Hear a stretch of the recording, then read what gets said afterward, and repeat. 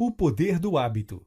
O ser humano é uma criatura do hábito, não é mesmo? Os dias se repetem e apesar de você achar que está no controle, tomando decisões o tempo todo, a verdade é que na maior parte do tempo, você só está repetindo hábitos pré-determinados. Em O Poder do Hábito, Charles Duhigg ressalta o impacto dos seus hábitos em quem você é e no que você é capaz de alcançar. Os hábitos fazem parte da fundação das nossas vidas, nossas empresas e são responsáveis por uma grande parte dos resultados que você obtém. Vamos juntos nessa jornada? Como os hábitos funcionam? Eugene Pauly era um paciente idoso que teve problemas cerebrais causados por uma cefalite viral e por isso perdeu a capacidade de usar uma parte do seu cérebro, o lobo temporal medial. Todo o resto do seu cérebro continuou funcionando normalmente, mas sua memória ficou prejudicada. Ele se tornou incapaz de se lembrar de qualquer coisa que tivesse ocorrido após 1960, mas se lembrava de tudo o que aconteceu antes deste ano. Ele se transformou em um homem incapaz de aprender coisas novas,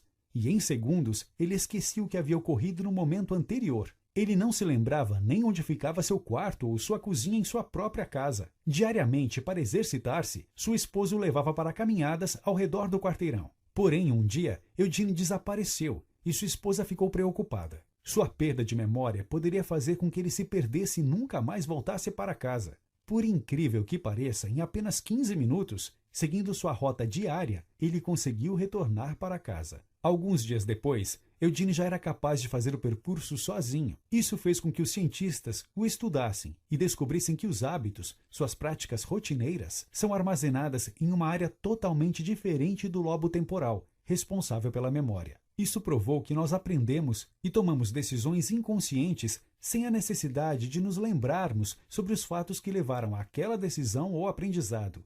Esse é o poder do hábito.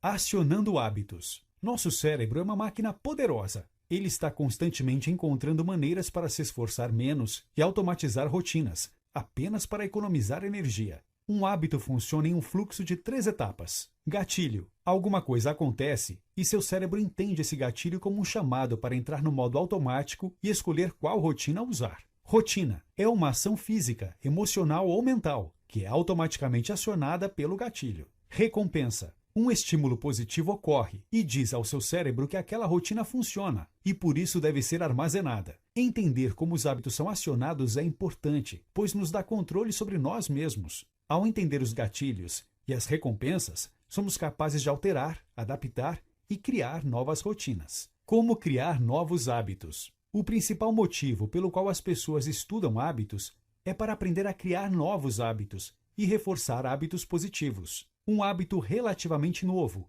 adotado pela população, por exemplo, é a simples rotina de escovar os dentes. Claude Hopkins, um publicitário americano, formou este hábito ao amarrá-lo a um gatilho comum no dia a dia das pessoas. Em seus anúncios, ele dizia: passe sua língua nos dentes. Sente uma camada sobre eles? Essa camada faz com que seus dentes percam a cor e se deteriorem. Após o gatilho, seus anúncios diziam: a pasta de dentes Pepsodent remove esta camada e deixa seus dentes mais limpos e bonitos. A grande verdade é que esta camada é natural e a pasta de dentes da Pepsodent não a remove. Mas o gatilho era tão poderoso que bastava as pessoas passarem a língua nos dentes e isso as conectava com a ideia de escovar os dentes, rotina, e a recompensa, dentes bonitos. Menos de 10 anos após esta campanha, a população americana que escovava os dentes cresceu quase 10 vezes. A técnica de Claude Hopkins é simples e segue os 3 passos. 1. Crie um novo gatilho na mente das pessoas, na sua mente. 2. Associe uma rotina positiva a ela. 3. Crie uma recompensa mental ou física associada à manutenção deste hábito. Mudança de hábito. O treinador americano Tony Dungy tinha um método não convencional e extremamente bem-sucedido para seus atletas. Ele levava seus jogadores a não responder automaticamente às jogadas de seus oponentes. Ele não queria que seu time pensasse antes de agir. Ele recorria à formação de hábitos que respondiam imediatamente, e não a escolhas racionais em cada jogada. Tony sabia que hábitos não são facilmente removidos. Eles precisam ser transformados, e eles só se transformam se uma nova rotina pode substituir a rotina existente, com o mesmo gatilho e uma mesma recompensa. Seus treinos se baseavam em amarrar os gatilhos e as recompensas existentes a novas rotinas. As novas rotinas eram mais simples, davam aos jogadores menos escolhas e mais comportamentos não racionais. Com seu método, Tony conquistou dezenas de títulos e se tornou um treinador lendário. Outro método extremamente bem-sucedido de mudança de hábitos são os 12 Passos dos Alcoólicos Anônimos. O método simplesmente propõe novas rotinas para o gatilho da necessidade física de consumir álcool e utiliza as mesmas recompensas que o álcool desperta nas pessoas, como relaxamento, necessidade de companhia, redução de ansiedade, etc. Porém, o método do AA, por si só, ainda tem dificuldades de transformar os hábitos das pessoas. Por isso ele investe também na criação da crença de que as pessoas viciadas em álcool precisam da intervenção das outras pessoas. Elas precisam acreditar que tem mais gente envolvida nessa transformação para não decepcioná-las. Essa fé é um ingrediente essencial para mudar hábitos, pois a mudança ocorre em sociedade. Pequenas vitórias têm grandes impactos. Existem muitos hábitos em nossas vidas que influenciam dramaticamente a maneira como vivemos e como as empresas funcionam. Um hábito positivo leva a outro. Isso cria uma cadeia de hábitos positivos que funcionam bem em conjunto. Pessoas que começam a exercitar-se, por exemplo, naturalmente começam a se alimentar melhor, tornarem-se mais produtivos no trabalho e, consequentemente, o estresse é reduzido. Na sua vida ou na sua empresa, é essencial identificar um hábito fundamental que precisa ser mudado. E este hábito trará melhorias diversas em vários outros hábitos que impactam seu dia a dia. Encontrar o hábito fundamental é difícil e requer uma abordagem de tentativa e erro. O importante é identificar algo que é pequeno o suficiente para ser mudado e tem impactos positivos no todo. Em 2009, por exemplo, um estudo provou que o simples hábito de anotar o que as pessoas comiam era capaz de ajudar as pessoas a identificar padrões de alimentação, o que fazia com que elas planejassem melhor o que comiam e as tornava mais saudáveis. Neste estudo, o grupo que tinha os diários de alimentação perdeu o dobro de peso que os demais participantes. Foque em encontrar pequenas coisas. O papel da força de vontade. Cientistas já provaram que a força de vontade é um ingrediente fundamental para o sucesso, com muito mais impacto que a inteligência da pessoa. Isso foi provado em um experimento chamado de teste do marshmallow. Um doce era colocado na frente das crianças, e aquelas que resistissem à tentação de comê-lo por 15 minutos ganhariam outro. O resultado é impressionante. Crianças que conseguiram esperar para ganhar o segundo marshmallow obtiveram as maiores notas nos testes finais do ensino médio, maior taxa de acesso à universidade e melhor desempenho acadêmico. Porém, o ser humano tem um estoque limitado de força de vontade e ele também precisa ser exercitado. Quando desenvolvemos nossa capacidade de adiar a recompensa através do treinamento da força de vontade, ampliamos nosso estoque e nos tornamos capazes de realizar mais. Como líderes criam hábitos? Todas as empresas têm hábitos institucionais, que são repetidos diariamente por seus membros. Apesar de uma empresa acreditar que toma decisões planejadas no dia a dia, a verdade é que existe uma máquina de rotinas que levam às decisões da organização. Empresas bem-sucedidas cultivam hábitos que equilibram o poder e a paz. No início dos anos 2000, por exemplo, o Hospital Rhode Island era considerado um dos melhores dos Estados Unidos. Porém, com o sucesso, uma cultura tóxica se instaurou. Médicos tratavam mal as enfermeiras. Isso levava a maus tratos aos pacientes e erros médicos. O executivo responsável pela qualidade do hospital tomou ações simples que mudaram completamente a cultura do hospital. Apenas instalando câmeras nos consultórios, checklists de conferência para várias situações e um sistema de avaliações, permitiu que as enfermeiras prevenissem erros operacionais e quaisquer maus tratos. Essas medidas simples formaram novos hábitos que fizeram com que o hospital recuperasse sua autoridade e ganhasse diversos prêmios de qualidade. Como as corporações manipulam hábitos? Nos últimos anos, com o advento da internet e da computação, as empresas passaram a ser capazes de capturarem um alto volume de dados sobre os hábitos dos consumidores, para predizer suas ações, novos produtos e demandas do mercado. Isso fez com que elas descobrissem que hábitos são mais importantes do que as intenções do consumidor no processo de compra. Com isso, porém, surge um desafio. Cada pessoa tem hábitos únicos, pessoais. Por isso, ao analisar este alto volume de dados, as empresas que entendem o papel do hábito no processo de compra são capazes de personalizar seus produtos e serviços para os hábitos dos grupos mais comuns de pessoas. Com informações como suas compras anteriores, sua idade, sexo e os meios de pagamento que você usa, as empresas conseguem criar grupos de usuários que agem de maneira relativamente similar. Se você compra pirulitos e fraldas toda vez que vai ao supermercado, por exemplo, as empresas podem descobrir que você tem filhos de idades diferentes. Com estas informações, as mesmas empresas são capazes de lhe enviar recomendações de produtos e cupons personalizados. Uma outra abordagem comum no marketing usando dados é se aproveitar de grandes eventos na vida das pessoas, como o primeiro emprego, o casamento ou o nascimento de um filho, criando oportunidades de formação de novos hábitos nas pessoas. Você precisa entender que as empresas acompanham seus hábitos e os usam como iscas e gatilhos para a manipulação dos seus padrões de consumo, e estar pronto para resistir a ofertas que se aproveitem disso.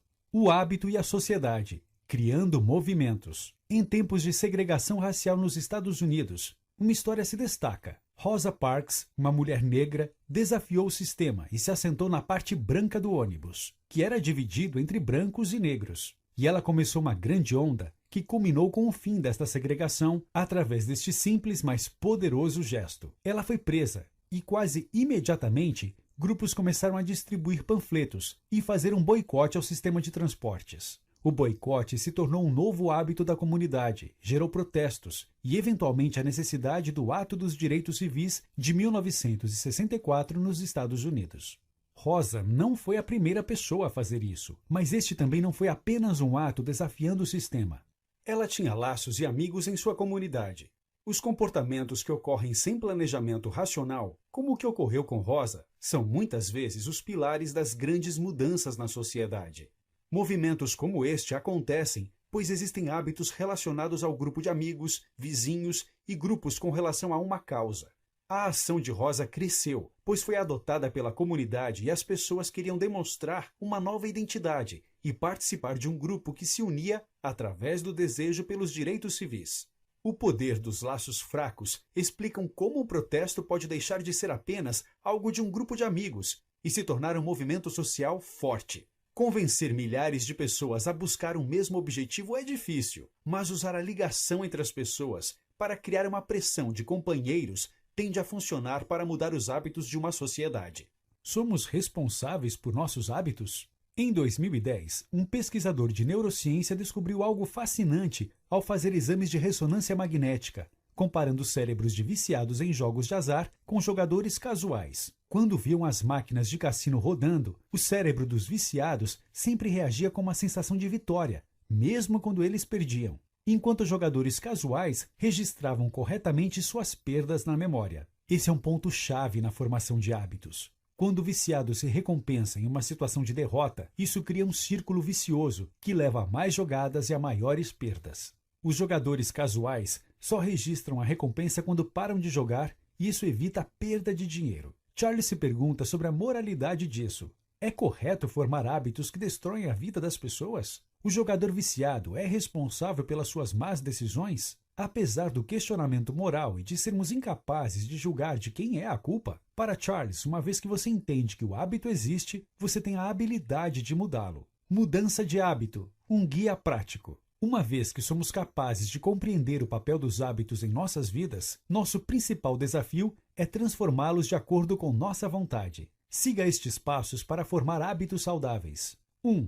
Identifique a rotina. Apesar de nem sempre ela ser óbvia e muitas vezes inconsciente, o importante é que você seja capaz de analisar seus comportamentos, se perguntar os motivos e planejar como mudá-los. Identifique o que você quer mudar antes de ir para o segundo passo.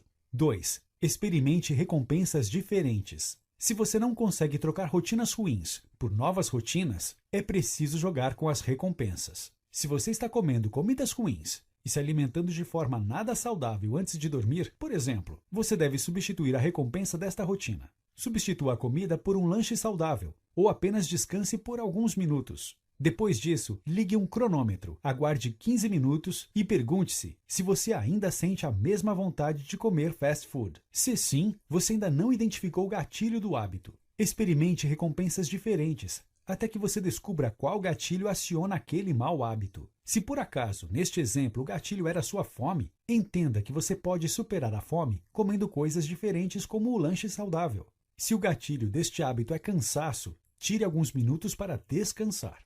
3. Isole o gatilho. Se você sabe qual recompensa satisfaz aquele gatilho, ainda é necessário entender o gatilho mais a fundo. Os gatilhos mais comuns tendem a ser sempre relacionados a 5 categorias principais. Um lugar, onde você se encontra quando surge a rotina. Um horário. Quando surge esta rotina? Um estado emocional. Como você se sente quando surge esta rotina? Outras pessoas. Com quem você está quando ela aparece? Uma próxima ação clara. Quando você tem algo a fazer e a rotina é acionada. Se você tem um hábito que precisa eliminar, anote os lugares, horários, sentimentos, com quem você está e quais os próximos passos antes daquela rotina aparecer. Depois de algumas repetições, você começará a entender o padrão. 4. Crie um plano. Uma vez que você entendeu os 3 principais componentes do hábito, fica fácil planejar uma nova rotina que lhe traz a mesma recompensa para o mesmo hábito. Fique alerta até que o gatilho apareça e haja de acordo com o plano. Se funcionar e você tiver a força de vontade para repetir este novo condicionamento sempre, você será capaz de transformar seus hábitos. Notas finais. Hábitos ditam muito das suas atividades e dizem muito sobre quem você é. Entendê-los é o primeiro passo para ser capaz de transformar sua vida, sua produtividade e seus resultados nos negócios. Você se torna melhor naquilo que você repete constantemente, e isso são seus hábitos. Trabalhe para conhecer a si mesmo, transforme-se e exercite sua força de vontade para se tornar uma pessoa com um grande autocontrole.